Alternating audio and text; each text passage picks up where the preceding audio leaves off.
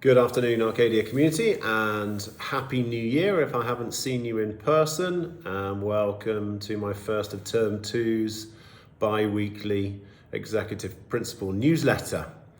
We were delighted this week to have received our international benchmarking test results in trends in mathematics and science called the TIMSS tests, where our students who are now currently in year 6 but were in year 5 at the time after completing the test managed to achieve very high benchmark scores, around 30 points above our projected target from the Dubai government. So that's fantastic, and you'll see the statistics and information in my newsletter segment. So congratulations to all the students and teachers that took part in that, and it sort of underlines the strengths in teaching and learning in those subject areas at Arcadia School, so well done. In March, we've secured our British Schools Overseas inspection, as many of you know, I've written in previous newsletter. But in preparation for that, I have placed a survey link in this week's newsletter in my Executive Principles segment, and would very much appreciate every family taking just a couple of minutes to complete this survey. It shouldn't take very long, some simple questions, very easy feedback for us to gauge the next part of our journey and how you would like to be supporting us and collaborating in that journey. Congratulations to our Arcadia Parent Association team, APA. Well done for producing their very first digital newsletter, which you should be able to see in a link to our newsletter, so well done to the team there. I've had a couple of concerns again raised about parking at the rear of the school building adjacent to the sports field.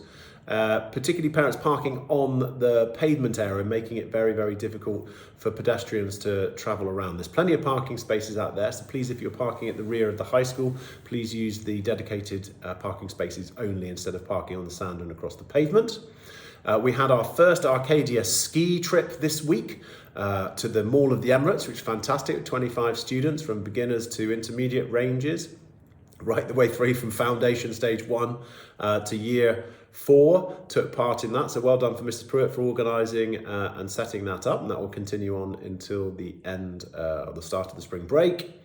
And also, if there are any families with children who've had some form of sporting representation, playing for at a national level or regional level or club sides, to a high standard, we'd very much appreciate if you could contact Mr. Hirrell with a little bit of information about what that looks like. We are building a new sports microsite for our website. I'm really keen to see some student stories and student testimonials about outstanding representation and performance in sport.